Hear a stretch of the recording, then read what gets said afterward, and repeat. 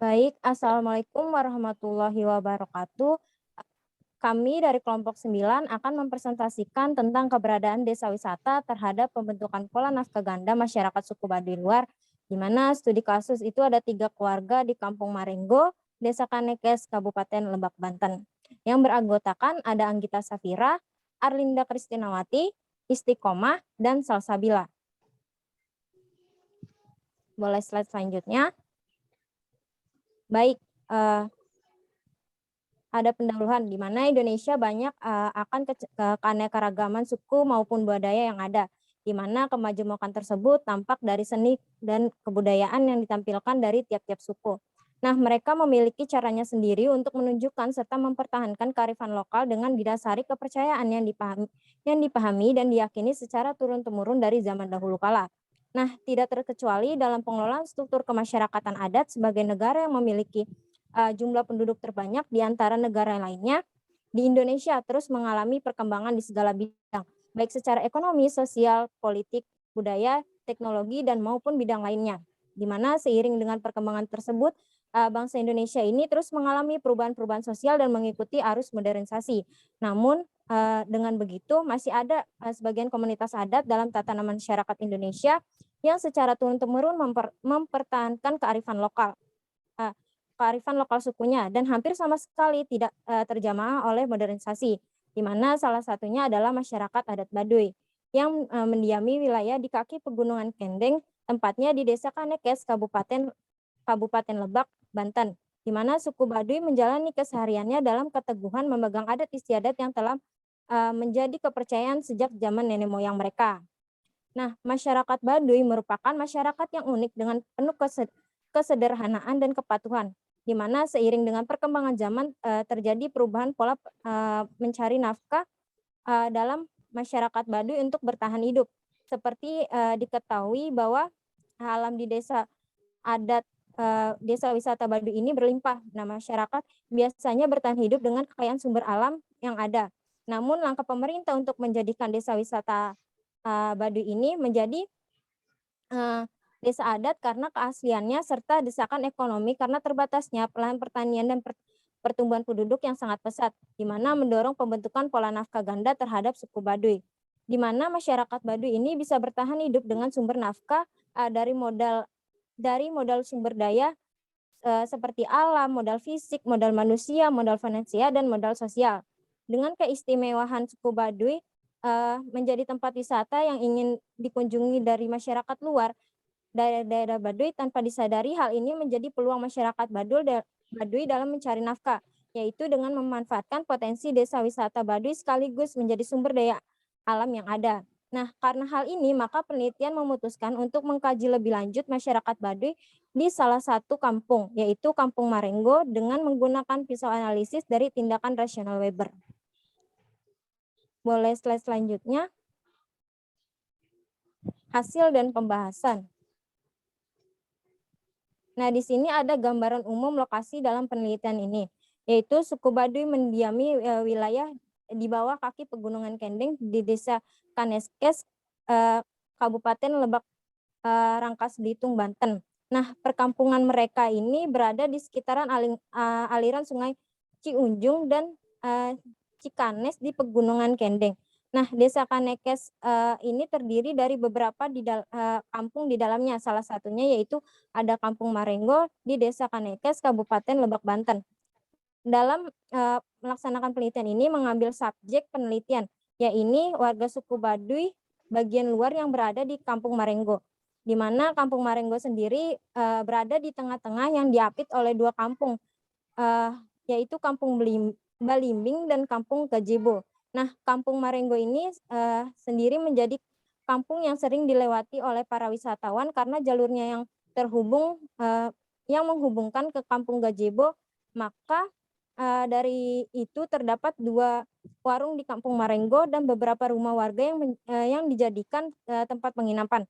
Nah, penduduk Kampung Marenggo itu memperoleh penghasilan dan membuka warung, tempat seperti tempat penginapan, usaha tenun, hasil ladang, dan jasa porter atau angkutan barang. Nah, keyakinan yang dianut oleh penduduk Kampung Marenggo itu ialah Sunda Wiwitan.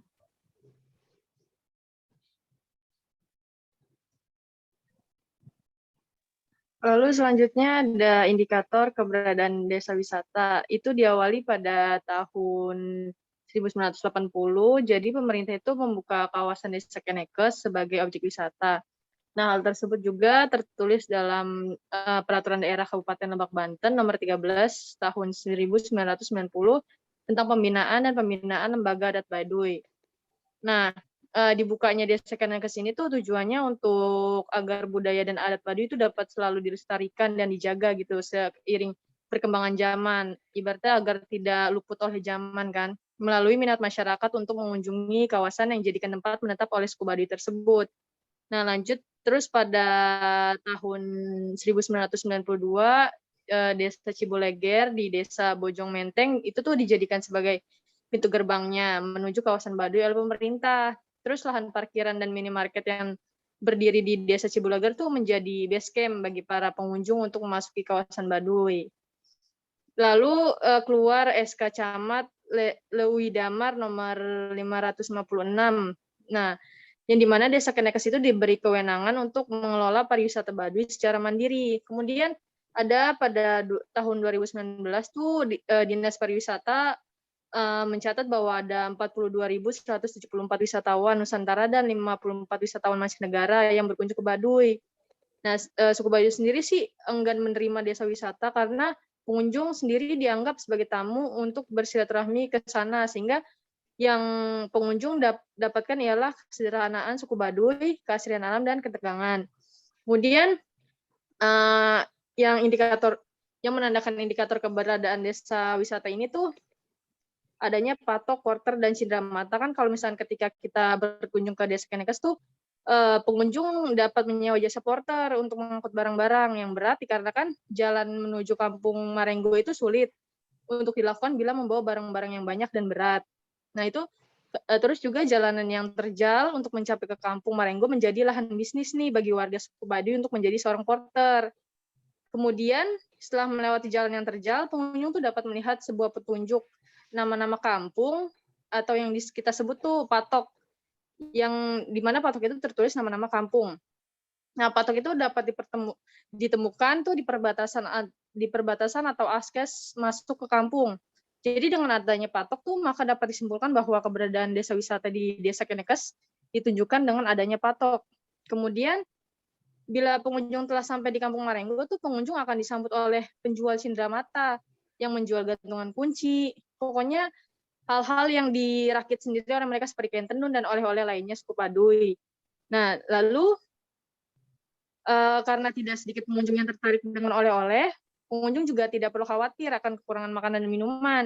Karena tuh di Kampung Marenggo tuh mereka juga udah berusaha membangun warung yang menjual makanan ringan dan makanan sehari-hari. Nah, terus yang kedua ada indikator pola nafkah ganda. Jadi, indikator pola nafkah ganda pada penduduk Kampung Marenggo itu dapat dilihat dari keseharian mereka. Pemilik rumah yang ditinggali oleh suami, istri, dan anak biasanya memiliki masing-masing pekerjaan. Nah, suaminya itu mereka biasa pergi ke ladang untuk memenuhi kebutuhan sehari-hari, sedangkan istri mereka tuh mengurus anak dan menenun kain dan membantu memenuhi kebutuhan rumah tangga. Selain itu, para istri Kampung Marenggo juga sering melakukan kegiatan seperti bertenun, berdagang, dan berladang. Sementara suami mereka yang tadi berladang atau juga ada yang menjadi seorang distributor seperti gula, aren, madu asli, dan membuka warung. Nah, boleh lanjut? Masuk ke dalam temuan. Lanjut lagi. Nah, jadi di dalam temuan itu yang pertama ada perubahan sosial yang terjadi sebelum dan sesudah desa ini tuh menjadi sebuah desa wisata. Jadi sebelumnya itu dapat dikatakan bahwa perubahan yang terjadi itu mereka dapat dikatakan sebagai orang-orang yang tidak memiliki keterbukaan terhadap dunia luar karena memang kondisi desa yang berada di pelosok, jadi mereka tidak mengetahui hal-hal yang ada di luar. Jadi mereka tuh cenderung tertutup orangnya. Terus juga mereka sebelum dijadikan desa wisata seperti yang saya bilang bahwa mereka kesulitan untuk beradaptasi dengan dunia luar seperti contohnya mereka saja sebagian warganya belum memiliki lampu atau memiliki alat listrik lainnya. Dan karena memang mereka tinggal di dalam pedalaman gitu, mereka sangat apa namanya ya? menjunjung yang namanya ikatan sosial. Jadi ikatan sosial itu ikatan sosial di sana tuh tinggi. Nah, sebelumnya juga, sebelum dijadiin desa wisata tuh kan mereka berkomunikasi dengan bahasa Sunda Wiwitan. Jadi di saat sesudah, dijadikan desa wisata tuh, mereka masih ada sih kesulitan dalam menyesuaikan bahasa mereka terhadap masyarakat luar, terlebih lagi wisatawan mancanegara. Tapi, perubahan setelah terjadinya desa wisata tuh mereka jadi ramai pengunjung di sana. Jadi kan mereka berinteraksi nggak dengan sesama suku Baduy saja, dengan orang lain seperti orang Jakarta atau orang dari negara lain juga. Nah, dari situ juga terjadi apa ya namanya, mereka tuh mulai terbuka, mulai dari terbuka di bidang teknologi, terus sosialisasi dan lain-lainnya. Boleh lanjut? Selanjutnya akan dijelaskan oleh teman saya. Terima kasih. Oke, selanjutnya saya akan menjelaskan temuan yang berikutnya, yaitu pembentukan pola nafkah ganda. Jadi, jauh sebelum dijadikannya suku Baduy sebagai desa wisata adat, sumber mata pencaharian masyarakatnya ialah dari alam. Dalam hal ini dengan berladang, termasuk 3 keluarga yang menjadi subjek penelitian kami yang bertempat tinggal di Kampung Marengo, yaitu Pak Samani, Teh Santi, dan Teh Ica. Nah, lebih lanjut Pak Samani ini yang merupakan salah satu informan kami mengatakan bahwasanya ia sendiri sudah berladang sejak kecil karena berdasarkan adat istiadat dari masyarakat setempat, anak laki-laki itu sudah diajarkan berladang sejak kecil, sementara anak perempuannya diajarkan untuk menenun. Nah, begitupun dengan informan lainnya yaitu Teh Santi dan Teh Ica. Suami-suami mereka setiap hari pergi berladang, sementara para istrinya menenun. Nah, sistem perladangan yang mereka terapkan sangatlah sederhana, tanpa menggunakan teknologi seperti yang digunakan oleh wilayah-wilayah di luar suku Baduy. Namun mereka hanya menggunakan peralatan tradisional. Nah, Teh Santi juga mengatakan bahwasanya kalau berladang itu hanya mengandalkan air hujan, karena di suku Baduy sendiri ada larangan yang tidak memperbolehkan masyarakat suku Baduy itu untuk menggunakan air lainnya untuk berladang selain dari hujan. Nah, dengan demikian, ketiga informan kami ini memiliki mata pencaharian utama yaitu berladang. Kemudian, setelah adanya desa wisata, masyarakat setempat terdorong untuk membentuk pola nafkah lainnya selain mengandalkan dari alam, yaitu yang pertama ada bertenun. Nah, bertenun ini sudah menjadi kebiasaan bagi para wanita yang berada di suku Baduy. Mereka diajarkan untuk menenun itu sejak kecil. Hanya saja ketika dahulu mereka menjual hasil tenunannya ke kota. Namun kini ketika desanya sudah menjadi desa wisata, mereka bisa menjualnya secara langsung kepada pendatang yang datang berkunjung ke suku Baduy. Seperti halnya Teh Ica yang menjual hasil tenunannya di warung makanan miliknya. Sementara Teh Santi tidak melakukan hal demikian, karena Teh Santi itu merasa dia nggak bisa untuk menjual secara langsung, karena dia termasuk orang yang pemalu, sehingga untuk Teh Santi sendiri ini menjual hasil tenunannya ke Siboleger. Nah, selanjutnya ialah yang kedua ada warung. Warung yang dibuka oleh Pak Samani dan juga Teh Ica.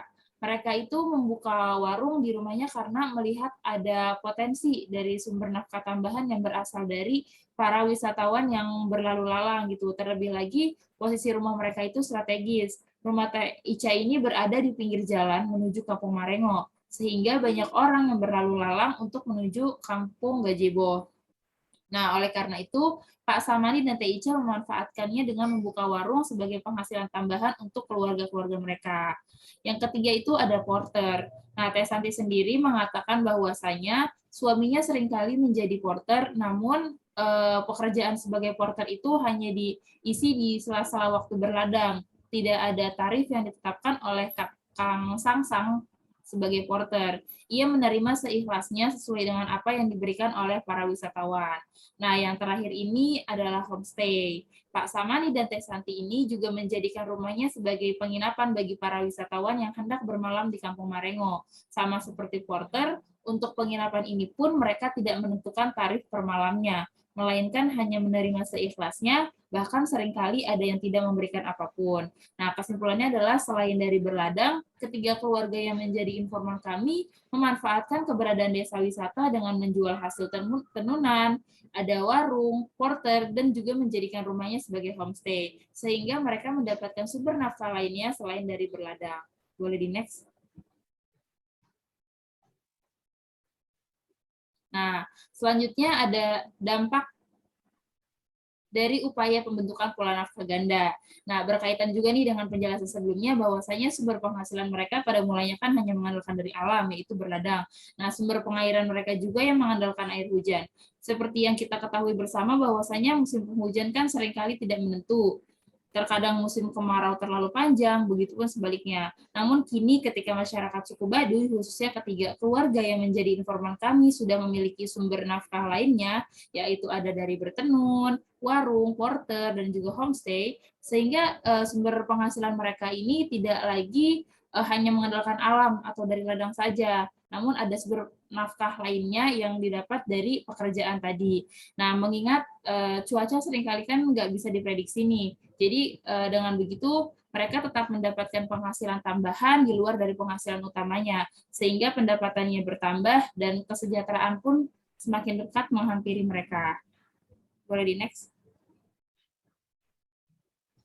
Ya, selanjutnya analisis teori tindakan rasional dengan keberadaan desa wisata adat terhadap pembentukan pola nafkah ganda.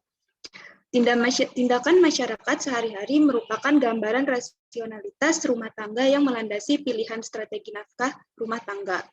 Studi penelitian ini menunjukkan pola nafkah 3 keluarga Kampung Marengo, Desa Kaneke setelah terbentuknya desa wisata.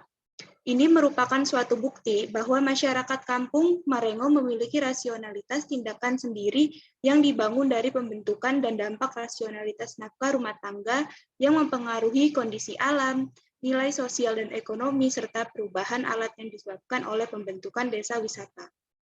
Desa wisata mengantarkan masyarakat Kampung Marengo melakukan tindakan-tindakan rasional, khususnya tindakan rasional instrumental.